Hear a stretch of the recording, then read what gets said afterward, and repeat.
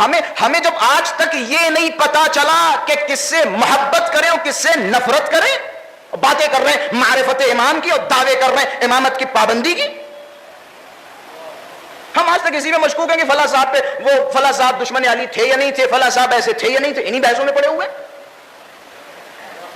یہ امام کی معرفت ہے.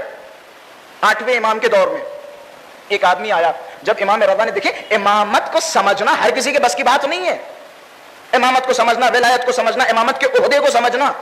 ایک صاحب امام رضا کے پاس آئے اور بڑی بدتمیزی کے ساتھ امام رضا سے کہہ رہے ہیں مولا آپ نے مامون کی ولی عہدی کو قبول کر لیا؟ ارے بدتمیز، احمق، بے شعور، ذرا یہ تو دیکھو تم کس کے پاس جا رہے ہو، کس سے سوال کر رہے ہو؟ تم امام سے زیادہ جانتے ہو کہ مولا آپ نے مامون کی ولی عہدی کو قبول کر لیا؟ مولا نے کہا سب سے پہلی بات میں نے ولی عہدی مانگی نہیں تھی، مامون نے زبردستی مجھے ولی عہدی دی. دوسری بات، قرآن مجید کی طرف اگر جاؤ تو جناب یوسف حاکم مصر سے کہہ رہے ہیں کہ مجھے امین بنا دو زمین کے خزانوں پر. یہ کون؟ ایک کافر بادشاہ سے جناب یوسف خود سوال کر رہے ہیں. یہ تو مولانا نے استدلال کیا اپنی بات کا. پھر دیکھیں یہ غربت سے امام رضا ہے. پھر امام رضا نے فرمایا، سر جھکائے. بعض روایتوں میں ہے فرقرق عینا، امام نے جب یہ فرمایا تو امام کی دونوں آنکھوں سے اشک جاری ہو گئے. فرقرق عیناہ من الدم، حضرت کی آنکھوں سے اشک جاری ہو گئے کہ وہ چاقو جو تم اپنی آستین میں لے کے آئے ہو اب وہ چاقو نکال لو. چاقو نکالا کہ کس لیے لے کے آئے تھے؟ کہ یہ چاقو میں زہر میں بجھا کے لایا تھا اور میں نے سوچا یہ تھا کیسے جملوں کو بیان کروں کہ اگر امام رضا نے جواب صحیح دیا تو خیر، اور اگر صحیح جواب نہیں دیا تو یہ چاقو مار دوں گا. بے وقوف انسان، کس دنیا میں رہ رہے ہو؟ ابھی تمہیں یہی نہیں پتا چلا امامت صرف صحیح ہے، غلط کا تصور ہی نہیں ہے. تصور ہی نہیں ہے. آپ عصمت کا قاعدہ آپ نے پڑھا؟ عصمت، معصوم یعنی کیا؟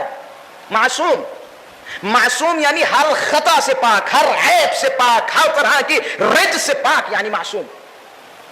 امام حسن مجتبی نے جب ایک ملعون کے ساتھ صلح کی، مجبوری میں کی امام حسن مجتبی نے جہاں تک ہو سکا امام نے قیام کی تیاریاں کی. اگر آپ وہ جناب مختار کے وہ قصات و واقعات دیکھیں تو انشاءاللہ تصویر واضح و روشن ہو جائے گی. امام نے حد الامکان کوشش کی لڑنے کی، لیکن جب آخر میں دیکھا کہ کوئی ساتھ دینے والا نہیں ہے، پھر مولا نے آخر کار وہ کچھ شرط و شروط کے ساتھ ایک صلح کر لی. بس میں آخری منزل کی طرف ہوں. ایک صاحب آئے، پتہ ہے امام سے کیا فرمایا؟ میں ضمیروں کو ہلا رہا ہوں، ان ضمیروں کو ہلا رہا ہوں جو ضمیر بہت مطمئن بیٹھے. آخر ہمیں بھی اپنے امام زمانہ کے لیے تیار ہونا ہے یا نہیں تیار ہونا ہے؟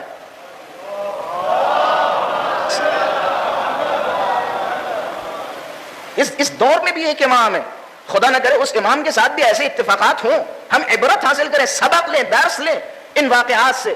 یہ جو جھوٹے دعوے اور لقلقے لسانی اسے طاق میں رکھیں، کنارے رکھیں، ٹھیکیدار بننے کی کوشش نہ کریں دین کے.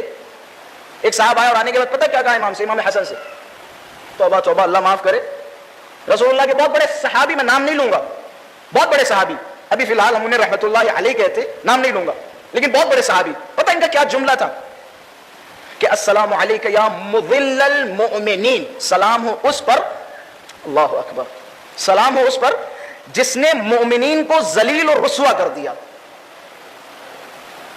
یہ کس سے کہہ رہے ہیں؟ امام حسن مجتبی. جوانوں غور کرو، فکر کرو. ہمارا ایک امام ہے جو پردہ غیب میں ہے، ہم اپنے امام کے لیے آمادہ ہوں، اپنے امام زمانہ کے لیے تیار ہوں.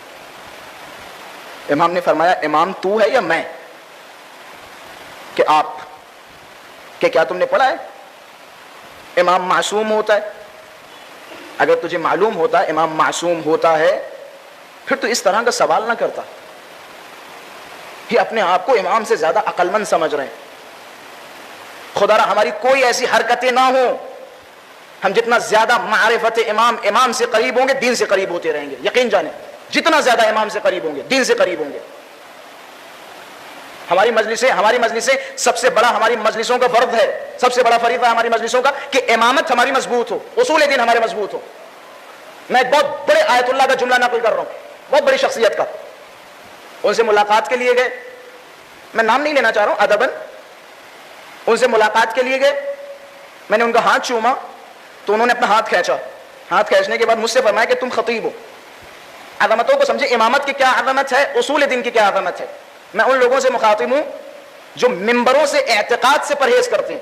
اصول دین ممبر کا سب سے بڑا ہدف ہے, توحید, نبوت, عدل الہی, امامت, معاد, یہ ممبر سے بیان ہونا چاہیے تاکہ ہمارے اصول دین مضبوط ہوں. ایک بہت بڑے آیت اللہ, جب میں نے ان کا ہاتھ چوما تو انہوں نے اپنا ہاتھ کھینچا اور کھینچنے کے بعد مجھ سے فرمایا کہ تم خطیب ہو. میں ان کے جملے نقل کر رہا ہوں, حالانکہ میں اس لائق نہیں ہوں, یہ ان کے جملے کہ خطبہ کا مرتبہ فقہا سے بلند و بالا ہے.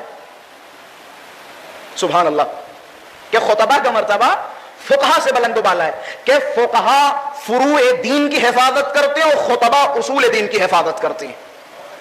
کہ تم اصول دین کے محافظ ہو, کہ ہم فروع دین کے محافظ ہیں. منتہا تم اپنی عظمتوں کو سمجھو, ولایت کا حقیقی پیغام لوگوں تک پہنچاؤ, امامت کا حقیقی پیغام لوگوں تک پہنچاؤ, توحید لوگوں تک پہنچاؤ. ایک صلوات پڑھے محمد و آل محمد کی ذات پر.